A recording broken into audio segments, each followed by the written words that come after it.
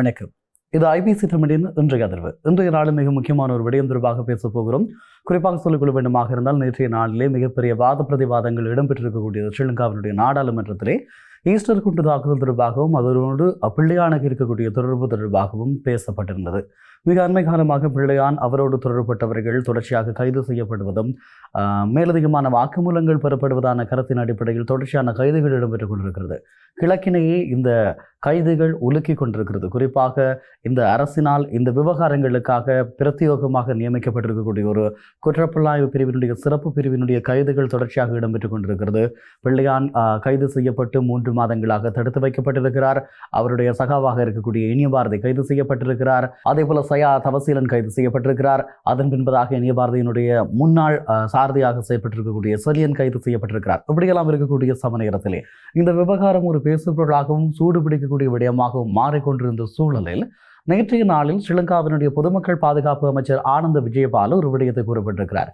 இந்த ஈஸ்டர் குண்டு தாக்குதல் இடம்பெறப் போவது தொடர்பாக முழுமையான விவரங்கள் பிள்ளையானுக்கு தெரியும் என்ற விவகாரத்தை அவர் சொல்லியிருக்கிறார். குறிப்பாக இந்த குண்டு வெடிக்கப்பட்டது மட்டக்களப்பினுடைய சியோன் தேவாலயத்திலே குண்டு வெடிப்பு சத்தம் கேட்கிறது. அப்போது பிள்ளையான் குறிப்பிட்டதான ஒரு கருத்து இருந்து கொண்டிருக்கிறது.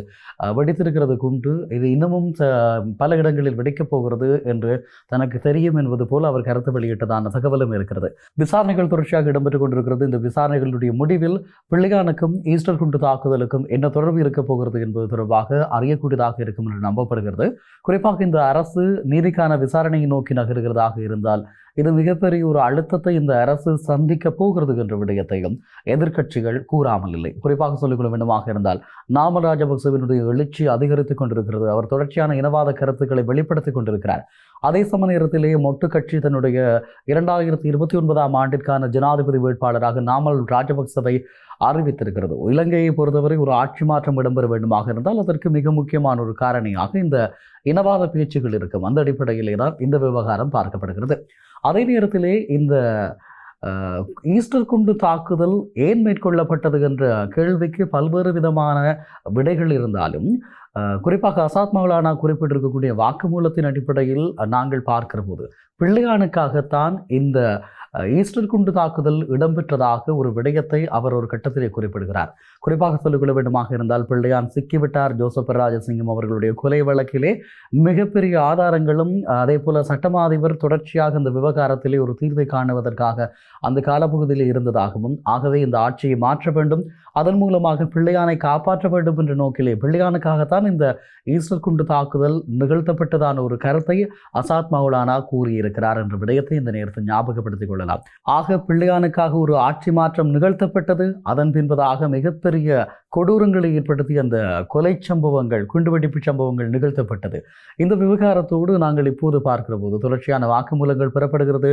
அதே போல கைதுகள் இடம்பெற்றுக் கொண்டிருக்கக்கூடிய காலப்பகுதியிலே பிள்ளையானோடு தொடர்பட்டவர்கள், பிள்ளையானுக்கு ஆணைகளை வழங்கியவர்கள், இவர்களை எல்லாம் கைது செய்ய வேண்டும் என்ற கோரிக்கைகள் எழுந்து கொண்டிருக்கக்கூடிய சூழலில் இந்த விவகாரம் எந்த அளவுக்கு பார்க்கப்பட போகிறது என்ற ஒரு கேள்வி இருந்து கொண்டிருக்கிறது. குறிப்பாக சொல்லிக்கொள்ள வேண்டுமாக இருந்தால் சுரேஷ் சாலை தொடர்பான கூற்றுக்கள் இருந்து கொண்டிருக்கிறது. பிள்ளையானுக்கு இந்த வகிபாவத்தை வழங்கியவர் சுரேஷ் சாலை என்று சொல்லியும் பிள்ளையானுக்கும் சுரேஷ் சாலைக்கும் இடையிலான சந்திப்பை அசாத் மௌலானா ஏற்படுத்தி கொடுத்ததாகவும் அவர் சொல்லியிருக்கிறார். ஆக இந்த விவகாரத்தில் ஏன் இன்னமும் சுரேஷ் சாலை விசாரிக்கப்படவில்லை என்ற கேள்வி இருக்கிறது. அரசு நீதியினுடைய பக்கமாக நேர்மையான விசாரணைகளை மேற்கொள்ளுகிறது, அதற்கான துணிவை பெற்றிருக்கிறது என்று சொன்னால் ஏன் சுரேஷ் சாலையை விசாரிக்க அவர்கள் தயாரில்லை என்ற ஒரு கேள்வி இருந்து கொண்டிருக்கக்கூடிய நிலையில் அந்த விவகாரத்திலையும் நாங்கள் 2 விடயங்களை பார்க்கக்கூடியதாக இருக்கிறது. குறிப்பாக காலாகாலமாக ஸ்ரீலங்காவினுடைய அரசு தரப்பிலே ஸ்ரீலங்காவினுடைய இராணுவம் நிகழ்த்துகின்ற குற்றங்களுக்கு தண்டனைகள் வழங்குவது மிக குறைவு, அது சாத்தியமற்ற விடயமாக இருக்கிறது. ஆகவே இராணுவ புலனாய்வு பிரிவினுடைய ஒரு அதிகாரியாக இருக்கக்கூடிய சுரேஷ் சாலைக்கு எதிராக விசாரணைகள் மேற்கொள்வது என்பது மிகப்பெரிய ஒரு கேள்வியை ஏற்படுத்தும். அதே நேரம் அதை தாண்டி அவரை சென்றடைகின்ற வழிகள் இன்னமும் பூர்த்தி செய்யப்படவில்லை.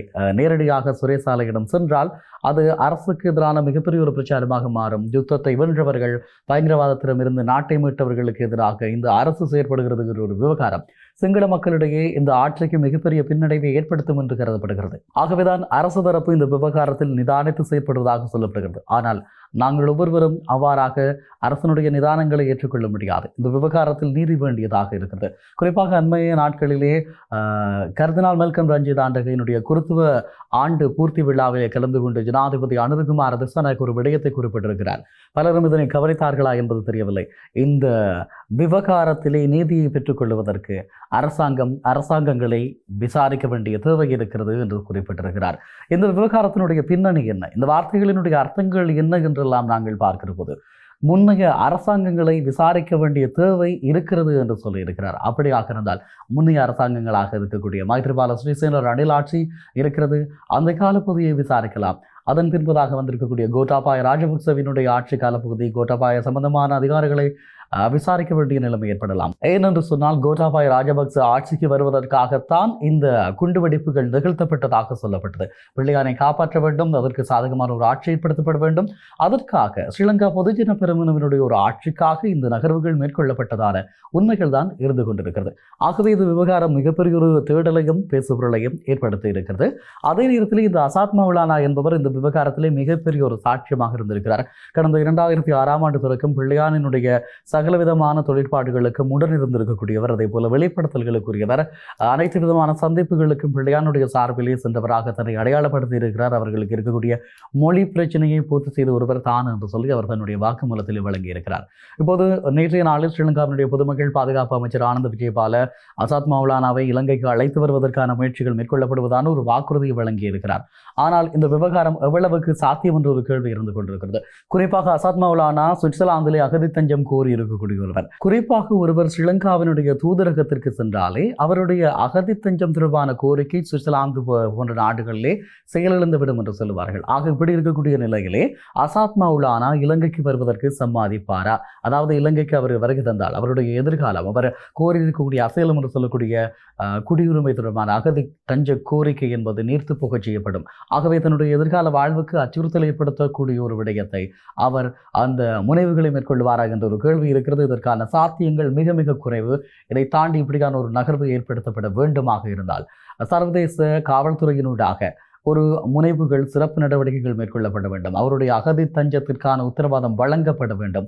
அப்படியாக இருந்தால் அவர் இலங்கைக்கு வருவதற்கான சாத்தியக்கூறுகள் இருக்கிறது. அதை தாண்டி தன்னுடைய எதிர்காலத்தையும் தன்னுடைய எதிர்கால இருப்பையும் தொலைத்துவிட்டு இலங்கை அரசுக்காக வாக்குமூலம் வழங்குவதற்காக அசாத் மௌலானா வருவாரா என்ற ஒரு கேள்வியும் இருந்து கொண்டுதான் இருக்கிறது. இந்த விவகாரத்தில் மிகப்பெரிய எதிர்பார்ப்புகள் இருந்து கொண்டிருக்கிறது. இந்த விவகாரம் எப்படியாக முடிவுறுத்தப்பட போகிறது, இந்த விசாரணைகள் எப்படி முடிவுபடுத்தப்பட போகிறது என்றெல்லாம் கேள்விகள் இருந்து கொண்டிருக்கிறது. குறிப்பாக பிள்ளையான் தொடர்பான விசாரணைகள் முடிவு கிட்டதை எட்டியிருப்பதாக அவர்கள் குறிப்பிட்டிருக்கிறார்கள்.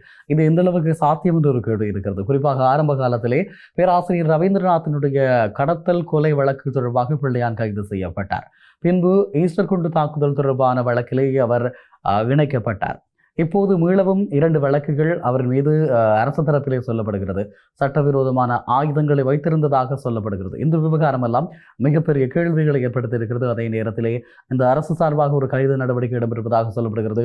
வவுணதீவிலே உங்களுக்கு தெரியும் 2018ஆம் ஆண்டு 11ஆம் மாதம் 31ஆம் தேதி 2 காவல்துறை உத்தியோகஸ்தர்கள் கொடூரமான முறையில் கொல்லப்பட்டார்கள். அவர்களுடைய இந்த கொலை வழக்கை திசை திருப்பியது, கால இழுத்தரிப்பு செய்தது தொடர்பாக இராவூரில் இருக்கக்கூடிய ஒரு போலீஸ் அதிகாரி கைது செய்யப்பட்டிருப்பதாகவும் சொல்லப்படுகிறது. ஆக இந்த கைதுகள் வெறுமனே நீதிக்கான பொறிமுறையை ஏற்படுத்தி தருமா, கைதுகளின் மூலமாக நீதி பெற்றுக் கொள்ளப்படுமா என்ற ஒரு கேள்வியும் இருக்கிறது. தீர்க்கமான விசாரணைகள் மேற்கொள்ளப்பட வேண்டும், நீதி நிலைநாட்டப்பட வேண்டும் என்பது மக்களுடைய கோரிக்கையாக இருக்கிறது. ஆனால் இந்த விவகாரத்தில் அரசு தரப்பினுடைய செயற்பாடு எந்த அளவுக்கு சாத்தியமானதாக இருக்கும் என்ற ஒரு கேள்வியும் இருக்கிறது. நாமல் ராஜபக்சவினுடைய எழுச்சி தங்களுடைய ஆட்சிக்கான வீழ்ச்சிக்கான ஒரு காரணியாக இருந்துவிடக்கூடாது என்பதிலே அவர்கள் கவனமாக இருப்பார்கள். ஆகவேதான் இந்த விவகாரம் மிகப்பெரிய உற்றுநோக்கல்களை எல்லாம் ஏற்படுத்தி இருக்கிறது என்று சொல்லிக் கொள்ளலாம். ஆனால் மிக முக்கியமாக குறிப்பிட வேண்டிய விடயம், ஜனாதிபதியினுடைய பழைய அரசாங்கங்களை விசாரிப்பது தொடர்பான கூற்று. இந்த அரசு ஏதோ ஒரு நீதிக்கான ஒரு பொறிமுறையை நோக்கி நகர்கிறதாக என்ற ஒரு பக்க நியாயப்பாட்டுகளை ஏற்படுத்தி இருக்கிறது என்று சொல்லிக் கொள்ளலாம். ஆனால் இது தொடர்பாக நாங்கள் பொறுத்திருந்தே பார்க்க வேண்டிய தேவை இருக்கிறது. அதே நேரத்திலே புலஸ்தீனி ராஜேந்திரன் என்று சொல்லக்கூடிய சாரா ஜஸ்மினுடைய இருப்பு தொடர்பாகவும் நேற்றைய நாளில் பேசப்பட்டிருக்கிறது.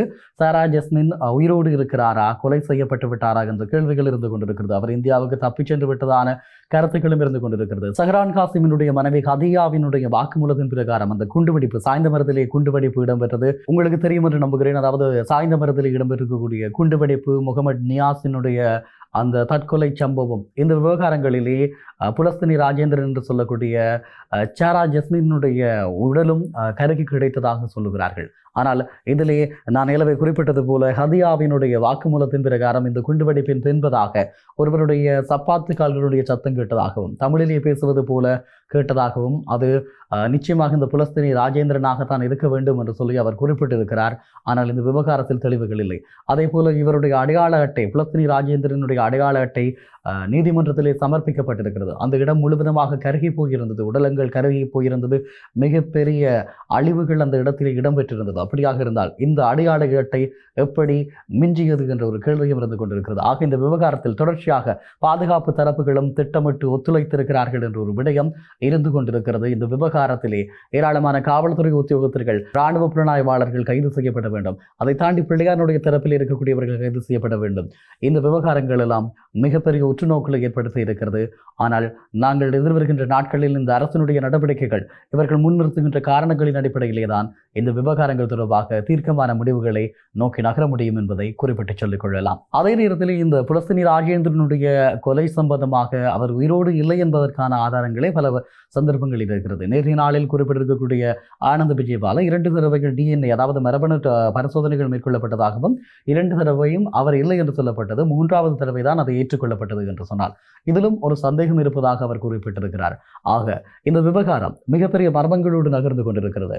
அதே நேரத்திலே பிள்ளையான் தொடர்புபடுத்தப்படுகிறார். பிள்ளையானோடு தொடர்புடையதாக இந்த கருத்துக்களை, வாக்குமூலங்களை வழங்கியிருக்கக்கூடிய ஆசாத் மௌலானா இலங்கைக்கு அழைத்து வரப்படுவார் என்று சொல்லப்படுகிறது. அதில் எந்த அளவுக்கு உண்மை இருக்கிறது, அது எந்த அளவுக்கு சாத்தியம் என்ற கேள்வியும் இருந்து கொண்டிருக்கிறது. ஆக இந்த விவகாரத்திலே மேலும் 2 காணொலிகள் மூலமான வாக்குமூலங்களை ஆசாத் மௌலானா வழங்கியிருப்பதாகவும் சொல்லப்படுகிறது. இவை வெளிப்படுத்தப்படவில்லை. அதே நேரத்தில் மேற்கொள்ளப்படுகின்ற கைதுகளும் ரகசியமாக மேற்கொள்ளப்பட வேண்டும் என்ற ஒரு அறிவுறுத்தலும் இருப்பதாக சொல்லப்படுகிறது. ஆகவே மக்களுக்கு தெரியாமல் எதனையுமே மறைக்க முடியாது. நீதி என்பது மக்களினுடைய விருப்பமானது, மக்களுக்கானது. ஆகவே நீதியை பெற்றுக் கொடுக்க வேண்டிய இடத்தில் இருக்கக்கூடிய அரசு பொறுப்போடு மக்களின் சார்பாக மக்களுடைய வெளிப்படைத்தன்மையோடு நடந்து கொள்ளுமாக இருந்தால் இந்த அரசு தனக்கு எதிர்காலங்களில் ஏற்படக்கூடிய களங்கங்களை தவிர்த்துக் கொள்ளக்கூடியதாக இருக்கும். இல்லை என்று சொன்னால் முன்னைய அரசுகளினுடைய பாணிகளை தாங்கள் செயற்படுவார்களாக இருந்தால் கடந்த காலங்களைப் போல இந்த அரசுக்கும் விமர்சனங்கள் ஏற்படலாம் என்பதும் குறிப்பிட்டு சொல்லக்கூடிய ஒரு விடயமாக இருக்கிறது. நாளை மற்றொரு இன்றைய அதிர்வினூடாக உங்கள் அனைவரையும் சந்திக்கிறேன். அதுவரை அன்பு வணக்கம்.